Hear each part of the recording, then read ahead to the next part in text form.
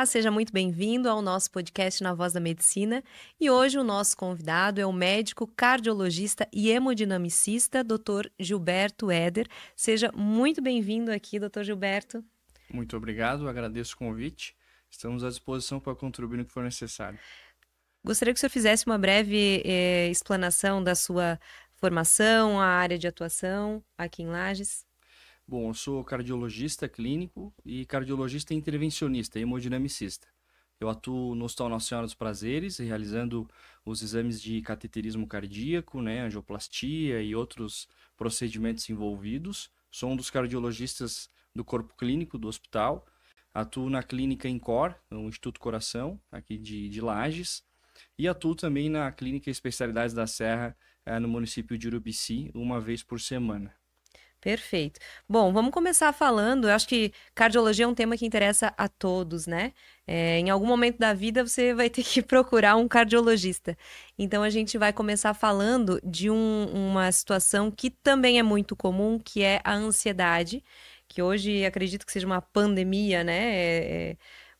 É muito comum as pessoas nessa vida acelerada estarem ansiosas. E a gente quer entender um pouquinho mais da relação da ansiedade com o coração ou algumas patologias do coração. Perfeito. O transtorno de ansiedade hoje, ele se torna cada vez mais comum. Acho que um reflexo do nosso dia a dia, do atual momento da humanidade, um momento pós-pandemia, um momento do trabalho, da realidade, envolvimento social. Então, essas transformações sociais estão gerando isso. E nós estamos observando cada vez mais consequências orgânicas importantes, do ponto de vista cardiológico relacionados a isso. Então, a ansiedade por si só, existe aquela ansiedade que ela é natural, que a pessoa tem do dia a dia. Essa ansiedade, ela é quase do ser humano. Agora, quando ela passa a refletir, a prejudicar o bem-estar, o convívio no trabalho, baixo rendimento no trabalho, passa a afetar a relação familiar, ela começa a fugir do seu equilíbrio. E do ponto de vista orgânico, nós temos dados, inclusive dado americano, dado europeu, que aumentou em 60% casos de infarto em mulheres jovens, e o principal fator de risco associado foi o aumento da ansiedade. Então, nós temos repercussões orgânicas já comprovadas, inclusive de infarto, aumenta a possibilidade de arritmias, de descontrole da pressão arterial, entre outras consequências orgânicas. Então, é um tema de muita importância para o dia a dia, para de fato se dar valor a ele e buscar o tratamento adequado. Ok, e em relação ao tratamento ou à prevenção disso, é, estilo de vida, medicamento, como que deve ser feito?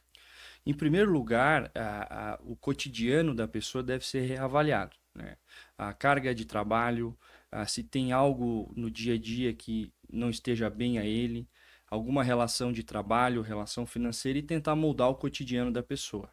O uso de medicamentos fitoterápicos iniciais podem eventualmente serem testados. A psicoterapia, então se busca terapias alternativas, terapias mais tranquilas, vamos dizer assim, de início, para tentar controlar esses sintomas no dia a dia da pessoa.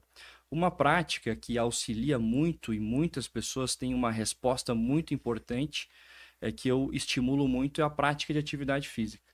A prática de atividade física de forma adequada, correta, respeitando um mínimo de 150 minutos semanais, ela auxilia muito no controle da liberação hormonal pelo cérebro, no controle de liberação de substâncias que acabam ajudando a controlar, a modular a ansiedade e os sintomas de ansiedade com o decorrer do tempo.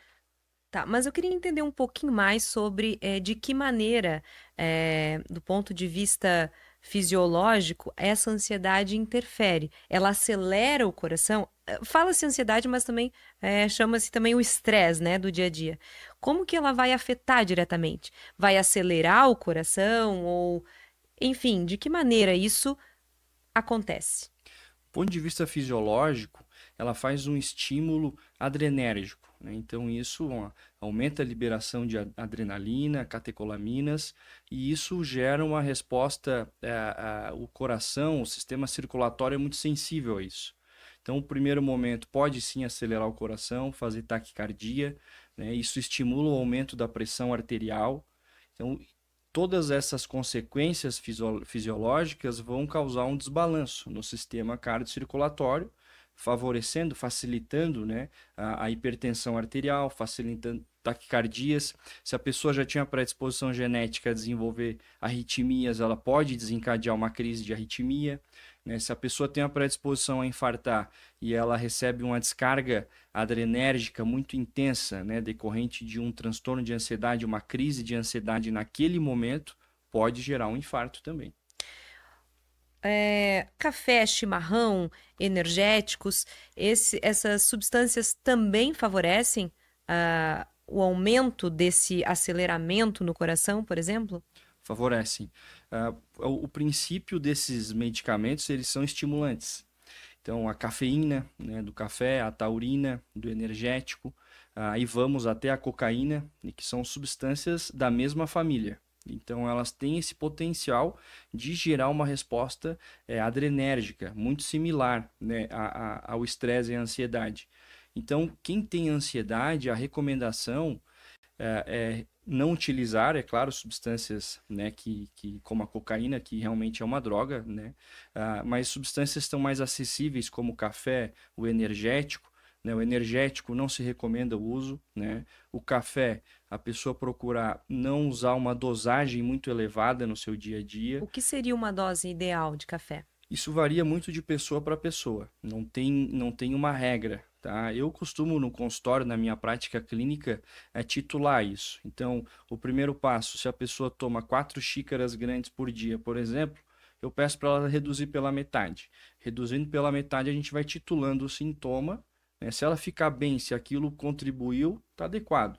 Se não conseguiu resolver, nós reduzimos para uma, reduzimos para nenhuma ou substitui pelo café descafeinado, que é uma boa estratégia. Então, isso é muito pessoal. A resposta do medicamento, ela é muito pessoal. E o chimarrão?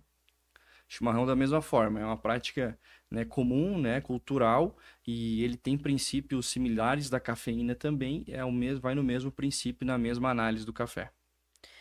Bom, sobre agora um assunto que está muito em alta, a hormonioterapia. A gente sabe que a hormonioterapia, em casos como menopausa, por exemplo, é acompanhada de uma ginecologista, uma endócrino, bem orientada, é uma prática correta, né, que deve ser utilizada. Agora, a gente está vendo o uso de hormonioterapia para fins estéticos. Eu queria entender os riscos e os impactos que isso pode trazer para a saúde cardiovascular.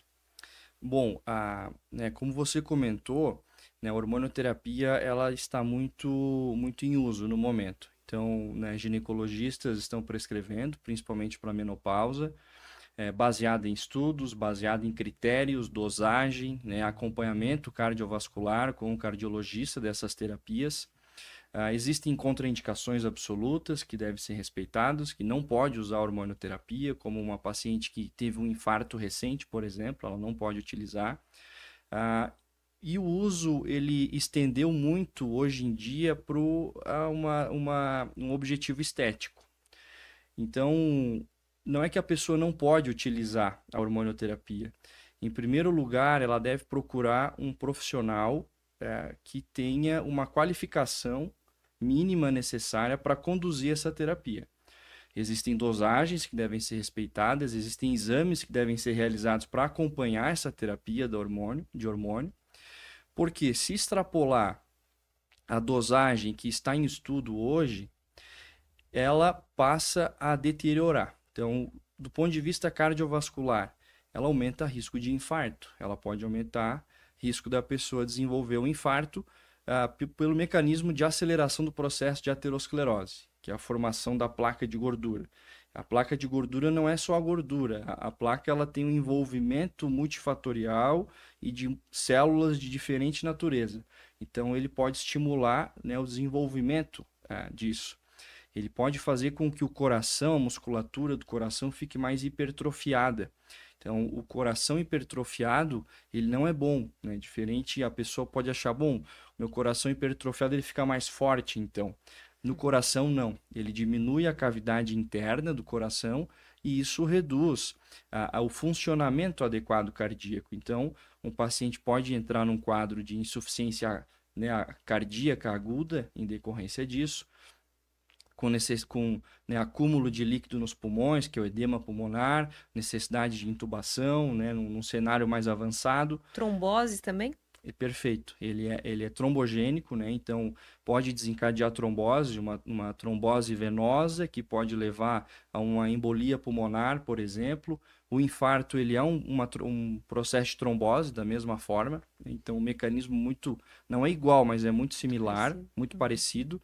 Então todo esse cenário hoje em dia fica a recomendação e o cuidado. Hoje eu trabalho no fim da linha, eu trabalho atendendo pacientes que chegam infartados no pronto atendimento. Infarto agudo, aquele infarto que o paciente precisa de um cateterismo de urgência. E nós estamos vendo pacientes jovens chegando cada vez mais, né, com esse problema, né, do uso da hormonioterapia desregulada e levando ao infarto. É isso que eu ia perguntar, se na sua prática você percebeu um aumento de jovens com problemas cardiovasculares em função de situações como essa, por exemplo. Sim, percebemos.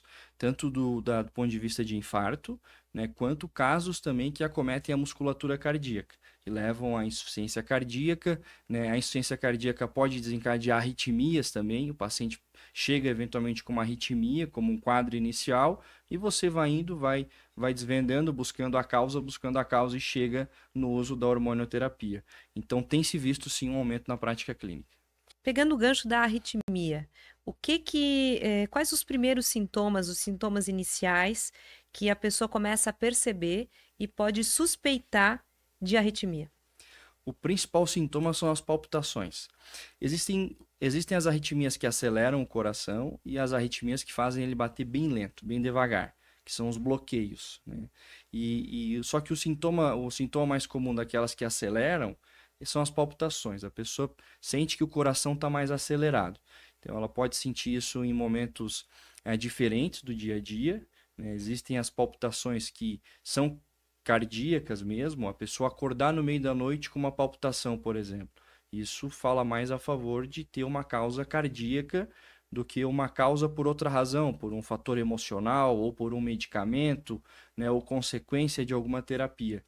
Então, a palpitação geralmente é o principal sintoma. Outros, com o decorrer, se a pessoa tem a palpitação, ela não procura ajuda, não procura o diagnóstico e aquela arritmia, ela acelera, ela pode piorar, a pessoa pode sentir cansaço, pode sentir fadiga, falta de ar, inchaço nas pernas, né? Então, ela pode fazer alguns tipos de arritmia, pode até fazer um AVC. Então, às vezes, a pessoa chega no hospital com um AVC, e aí que você vai descobrir que ela desenvolveu uma arritmia que tem a facilidade de gerar o AVC.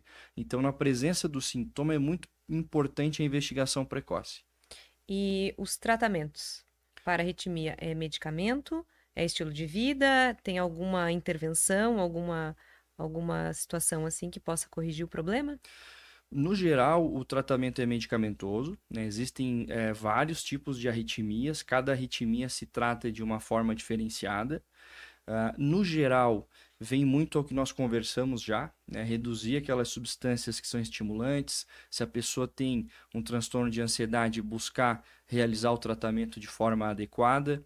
Existem arritmias que mesmo usando o medicamento numa dosagem adequada, num acompanhamento adequado, a pessoa necessita fazer um procedimento, né, que se chama um estudo eletrofisiológico, que faz-se análise toda do mecanismo elétrico do coração, vamos dizer assim.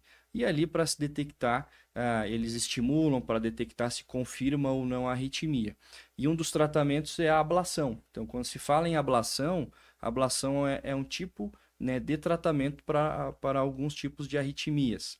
Né? O uso de marca-passo também, em algumas situações, ele vem, né, ou outros dispositivos cardíacos, que são as terapias mais avançadas para arritmia, outros tipos de arritmia específicas. Né?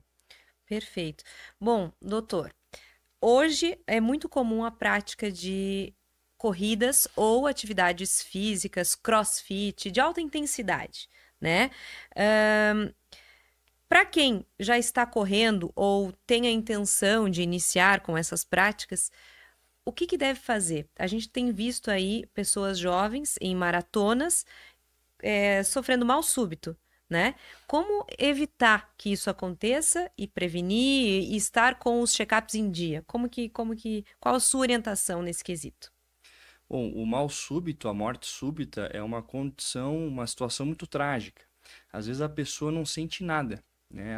O sintoma, o primeiro sintoma que ela vai sentir é a morte súbita. Então, nessa situação de atividade física hoje, ainda mais atividades de alto impacto, sempre se recomenda fazer uma consulta com o cardiologista. Então, nessa consulta se avalia sintomas, se avalia hábitos, se avalia a forma como a pessoa, o atleta está realizando, né, a sua prática esportiva, se avalia histórico familiar. Então, vamos supor que no histórico familiar daquela pessoa tem algum caso já de morte súbita, o sinal vermelho ele tem que acender e tem que ir atrás de parentes próximos de forma mais precoce. Existem doenças genéticas como a hipercolesterolemia familiar, que é um aumento, né, das taxas de colesterol de forma muito intensa, né, que existem também outros tipos de arritmias específicas que facilitam, né, o desenvolvimento dessa morte súbita. Então, alguns exames, como o próprio eletrocardiograma de repouso, o ecocardiograma transtorácico, a realização do teste ergométrico, a realização do teste cardiopulmonar, né, do Holter de 24 horas, de uma adequada aferição da pressão arterial, são exames iniciais que ajudam a esclarecer, né, alguns sinais precoces ou, de fato, a situação clínica para se realizar o tratamento de forma preventiva. E tem uma idade recomendada para começar a fazer esse check-up? Ou, por exemplo, uma pessoa de 20 anos não precisa fazer, pode iniciar a sua corrida? Qual a orientação? A orientação no adulto jovem, né, a partir de 21 anos, já se recomenda. Inclusive, se recomenda a aferição da pressão arterial, né? Se recomenda a realização de um eletrocardiograma, ainda mais no atual cenário de hoje, se a pessoa, até se for mais jovem, e ela for iniciar a atividade física da forma de alto impacto, o atleta, né, é recomendado. Então, todo atleta se recomenda, até mais jovem do que essa idade, a fazer essa avaliação inicial, né? E o acompanhamento também de rotina da realização desses exames. A maioria das situações cardiológicas, elas são crônicas, elas não são agudas, como uma gripe, por exemplo. Então, pode ser que ela não se apresentou clinicamente naquele momento, mas que ela venha apresentada de 6 meses, por exemplo. E nesse período a pessoa pode ter algum sinal precoce, né, que possa chamar atenção para fazer uma investigação específica. E tem alguma orientação sobre a frequência cardíaca? Hoje a gente sabe que tem muitas pessoas que utilizam os relógios, né, que tem algumas ferramentas ali para auxiliar na aferição do batimento cardíaco. Tem alguma recomendação de frequência ideal e segura para que as pessoas possam manter isso e evitar situações drásticas, por exemplo? Tem.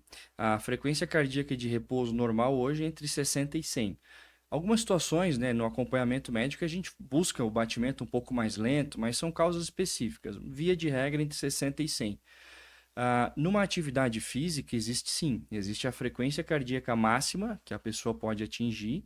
Isso geralmente se faz um cálculo, né? 220 menos a idade da pessoa nos dá mais ou menos, né, a taxa objetiva da frequência cardíaca. É o limite, então. 220 menos a idade é o limite seguro. Isso aí. Que a frequência pode chegar. É o limite seguro, exatamente. E o uso do relógio também é um tema bem interessante hoje em dia. Isso está validado, né, por consenso médico e tudo mais, o uso dele para controle de frequência cardíaca. Controle de pressão arterial não existe a validação ainda.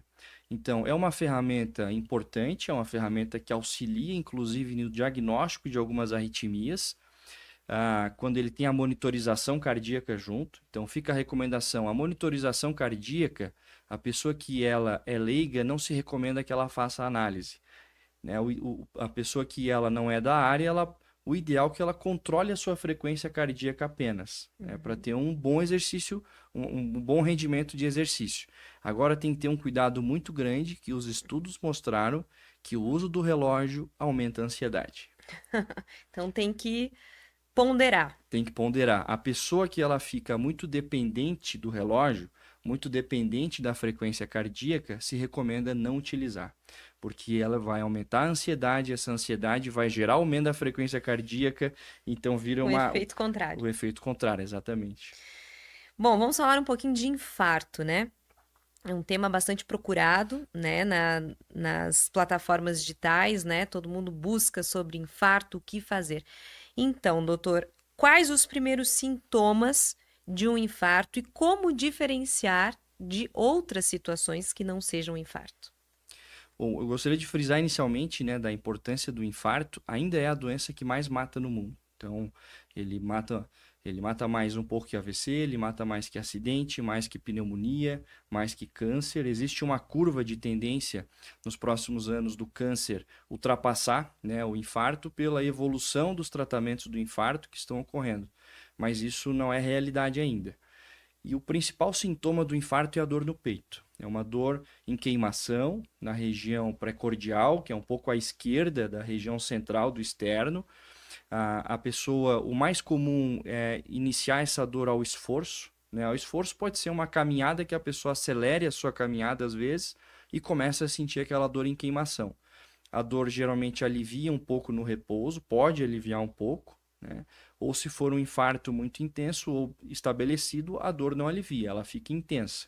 Ela pode ter uma duração, não é uma duração curta, não é uma dor que dura 5 minutos, ela dura mais, ela dura 30 minutos, dura 1 hora.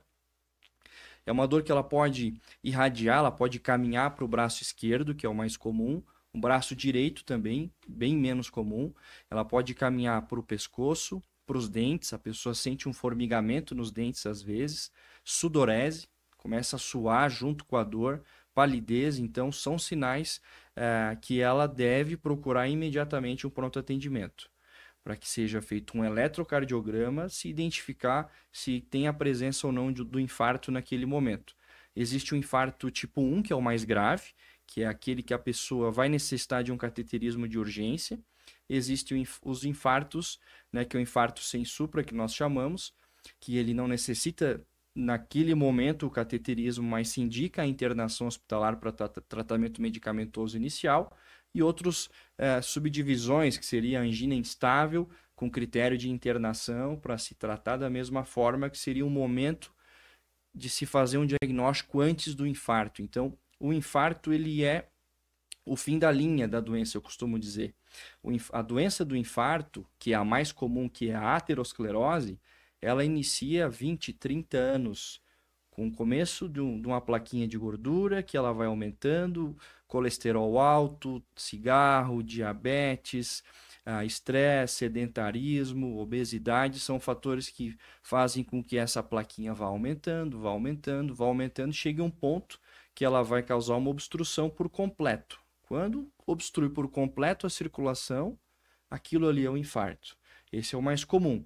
Existem os infartos que têm outros mecanismos menos comuns, que está aumentando muito, que se relaciona mais com a ansiedade também, e que vem a ser essa obstrução. Então, o sintoma que mais chama a atenção é essa dor. Na presença dela, a recomendação é procurar o pronto atendimento. Isso, eu ia perguntar exatamente isso. Qual a recomendação e se existe algo que pode ser feito no momento, você está com uma pessoa em casa que supostamente está tendo um ataque, um infarto, né, agudo do miocárdio. Como que eu devo proceder numa situação dessa? Primeiro lugar, chamar ajuda, né? E que nós temos hoje, que funciona muito bem o serviço, é o SAMU. Então, o SAMU ou, né, o serviço de convênios que tenha alguma ambulância, né, que preste e realize esse atendimento pré-hospitalar. Então, se a pessoa, esse atendimento inicial, né, desse pré-hospitalar que nós chamamos, é o primeiro grande passo, que é a chegada, né, do profissional de saúde para realizar o atendimento técnico inicial adequado. Agora, se a pessoa mora próximo de um pronto atendimento, que ela vai chegar mais rápido no pronto atendimento até a estimativa de chegada do pré-hospitalar, a recomendação é que leve essa pessoa, né, por meios próprios de carro até o pronto atendimento, para se realizar o eletrocardiograma, a monitorização do paciente e todo o tratamento medicamentoso necessário. Tem algum, a gente escuta às vezes, ou pelas pesquisas, ou em vídeos que acabam aparecendo, né? Tomar AS, tomar dois comprimidos de AS, fazer a massagem cardíaca até chegar a ajuda. Isso também é recomendado? Sim, esse atendimento da massagem, isso deveria se ensinar mais, né, as pessoas, em escolas, né, em ambientes de trabalho, porque se o paciente ele entra em parada cardíaca, e qual que é o sinal? Por exemplo, ele teve uma dor no peito muito intensa e ele entra em parada cardíaca, o sinal qual é? Em primeiro lugar, tu vai chamar o paciente e ele não responde. Então, tu chama, ele não te responde. Isso é o primeiro sinal que ele possa estar em parada cardíaca. O segundo sinal é você ver o movimento ventilatório desse paciente, se ele está respirando. É simples, né? E o terceiro é tentar palpar um pulso dele, né? O pulso do pescoço, que é o mais acessível. E aí, é claro que para a pessoa leiga isso é o mais difícil, não tem a técnica e a rapidez. Mas ele não está te respondendo, não tem movimento ventilatório, você palpou e ali tu achou que não tem pulso, você pode sim começar as massagens em casa até chegar ao pré-hospitalar e fazer a continuidade do atendimento. Agora, se ele não entrou em parada cardíaca, ele está com dor, ele está acordado, está conversando, é claro que o AS é o medicamento que nós vamos utilizar em todos os casos, né? 3 comprimidos de AS se ele não usa na dose de ataque. Se ele tem em casa e ele quiser tomar 3 comprimidos de AS, vai ajudar bastante, que vai estar antecipando o tratamento com certeza. Já que você falou um pouquinho de colesterol, né? A importância que o colesterol ruim, o aumento do colesterol ruim tem em relação às patologias, né? Do sistema cardiovascular, a Aterosclerose. aterosclerose, né? De que maneira a gente pode, claro, não comer gordura, enfim, mas existem alguns alimentos que são de fato, auxiliam para que não aumente o LDL, ou seja, mas que baixe o LDL, mas que aumente o HDL, que a gente escuta o colesterol bom, o colesterol ruim. Existem algumas recomendações de alimentação nesse sentido? A principal recomendação médica é a restrição da gordura. Porque por mais que você use, né, você faça a prática de algum alimento que melhore, por exemplo, saladas verdes, por exemplo, Sim, elas têm o impacto de melhorar, de ajudar a melhorar. Mas esse impacto ele não é muito expressivo. sim. O impacto da restrição, ele é mais expressivo do que você usar o outro lado da balança, né? Uhum. Então, via de regra, como você comentou, hoje o nosso foco é reduzir o LDL, que é o colesterol ruim. Então, cada vez mais está focando nisso. E para reduzir o LDL, no padrão alimentar, é a restrição de alimentos gordurosos como um todo. Frituras, cuidar com o sorvete, que tem muita gordura, o chocolate tem muita gordura, carne gorda, nata, maionese, frituras como um todo. Então, essas gorduras é que facilitam o desenvolvimento do colesterol. Então, da tua pergunta desses alimentos, existem algumas receitas, né, que se fazem da mistura de alguns fitoterápicos, que a gente na prática acaba vendo um auxílio e até nos surpreende com o controle, né? Mas a recomendação médica formal, né, é o padrão de restrição. Sim, eu pergunto por alguns alimentos que a gente escuta falar muito. Aveia, as fibras, né? Psyllium, aveia. ah, Tem também aquelas Becel, tem margarinas enriquecidas com fitoesteróis, com ômega 3, ou até hoje em dia se percebe uma ingestão muito acentuada de vitaminas e inclui-se também o ômega 3 nesse sentido, né? E o ômega 3 também vai impactar de alguma maneira no colesterol. Então, algumas desses alimentos que eu mencionei têm, de fato, impacto nisso, não? No colesterol? Foi bom você comentar do ômega 3, foi muito utilizado por muitos anos o ômega 3 e, por consequência, ele foi muito estudado também. E aquele impacto todo que se achava do ômega 3 hoje foi constatado que não tem. Inclusive, caiu por indicação, não se recomenda mais o uso do ômega 3. Nós poderíamos aqui listar muitos realmente medicamentos, né? Uhum. Medicamentos, desculpa, alimentos Alimentos. que podem contribuir para isso, para essa redução. Agora, eu costumo dizer que nós temos que focar naquilo que tem um impacto maior. Porque uma variação pequena talvez não Não é a vai. meta que nós vamos Uhum. atingir, né? Então, a terapia de controle ela é multifatorial. Não é só o padrão alimentar restritivo. É claro que a restrição exagerada ela não é Também boa. não é boa. Por isso que né, está se descobrindo novos alimentos, novos benefícios, para se buscar o equilíbrio, né? Mas associar a restrição à prática de atividade física hoje, né? Uma prática boa, uma prática que a pessoa atinge aquela frequência cardíaca, né, que tem uma resposta cardiovascular, que ela tenha um mínimo de 150 minutos semanais de uma prática bem feita, isso sim tem um impacto bem maior. E é claro, se a pessoa não atingiu meta de redução de LDL, nós temos que utilizar do medicamento. E aí sim, por quê? Porque esse LDL todos os dias da pessoa elevado, aumentado, ele vai gerar placa de gordura e futuramente existe um risco aumentado de fazer infarto agudo do miocárdio. Perfeito. E a obesidade? Bom, Qual a relação do açúcar, da obesidade, com os problemas cardíacos? a obesidade, o paciente obeso, ele tem uma tendência de aumentar a sua resistência à insulina, ele tem uma facilidade maior de desenvolver o diabetes. Ele pode fazer, né, uma restrição do sistema cardiovascular e tudo isso com o decorrer do tempo, né, o aumento de pressão arterial. Então, o obeso ele tem uma facilidade de gerar fatores de risco importantes, como pressão alta, diabetes, e ele por si só é considerado um fator de risco para a piora dessa aterosclerose, que é o ponto principal de análise, né? Então, hoje é um fator de risco que está crescendo em muitas regiões, às vezes, cresce mais que outras, inclusive cidades, né? Cidades litorâneas, cidades que têm acesso a mais à prática de atividade física, mais arborizadas, tem menos obesidade e tem menos impacto, né, em resultados cardiovasculares. Então, ela por si só tem uma capacidade de gerar de forma igual a outros fatores de risco também. Perfeito. E agora uma questão também bem procurada, e acredito que seja a dúvida de muitos homens. Os medicamentos utilizados para impotência sexual, até que ponto eles podem trazer riscos para o coração?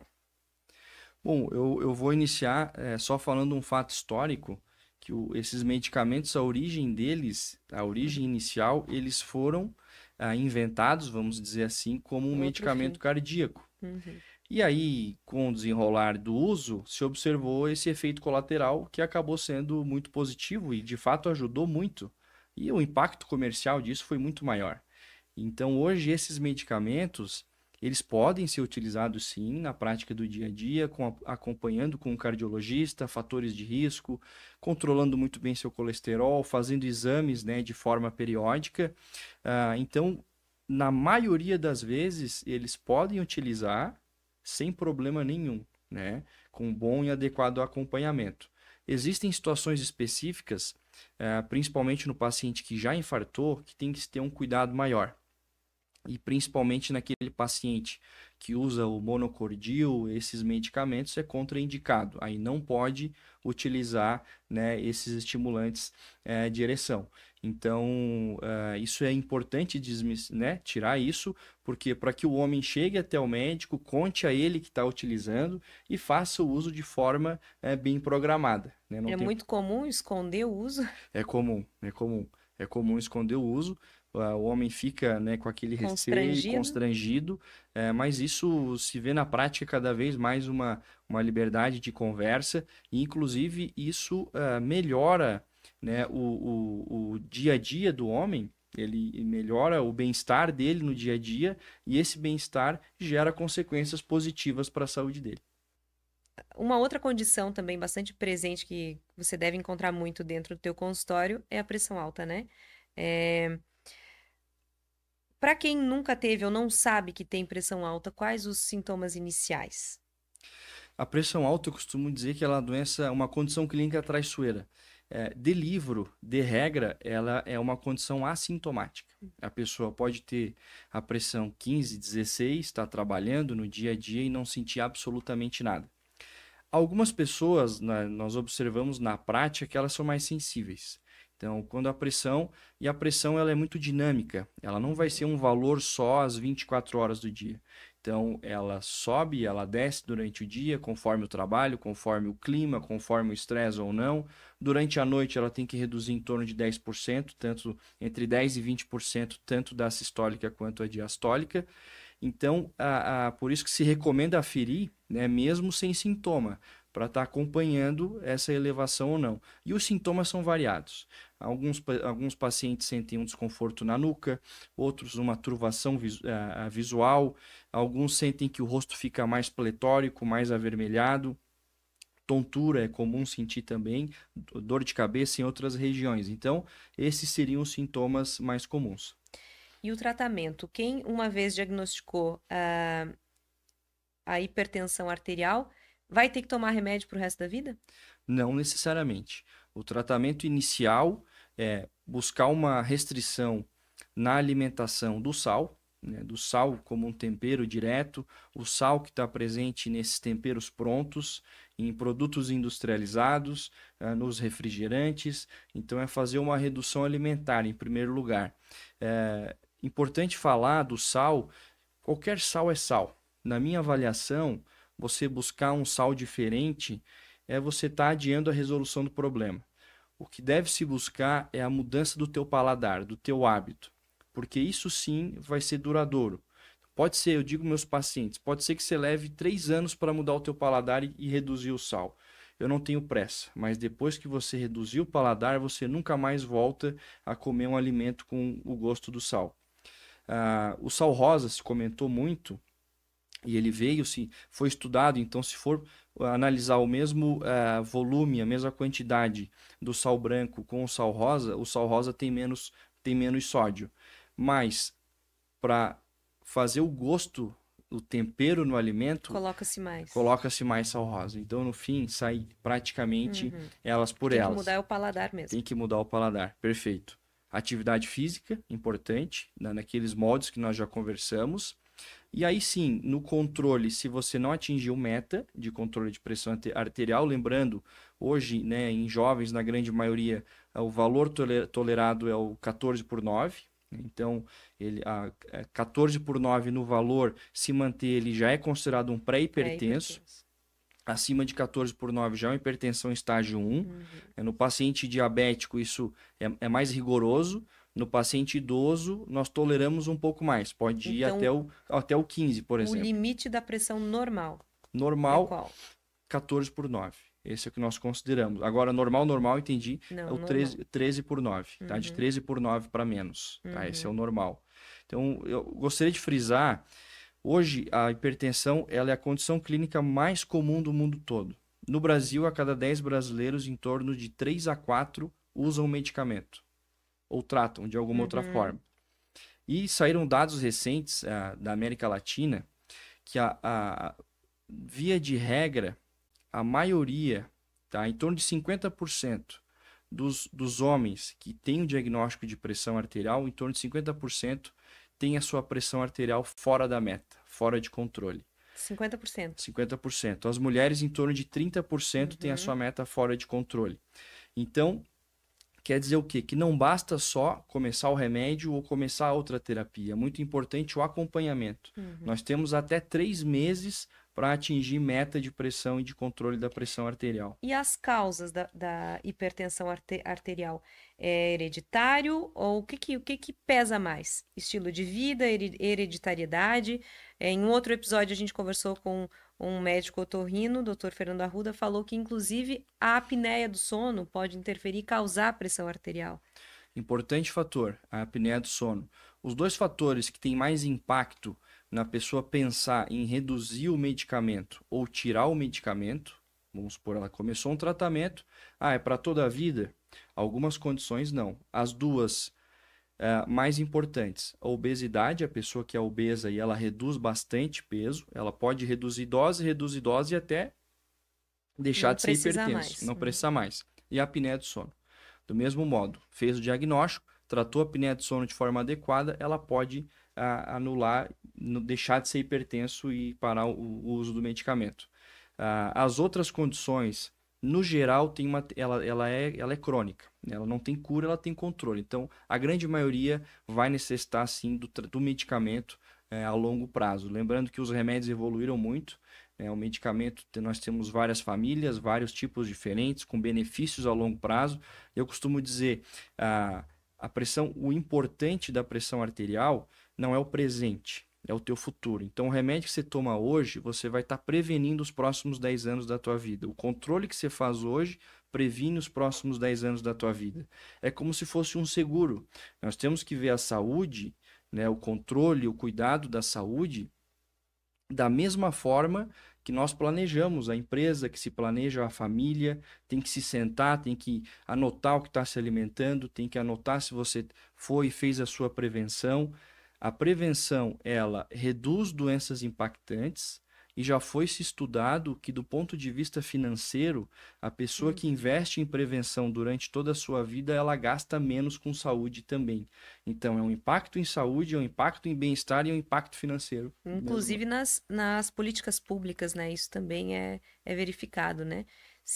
Países onde se investe mais em prevenção, lá no final, em tratamento, vai se gastar menos. Com certeza. Menos em UTI, menos em terapias invasivas, menos, né, em condições.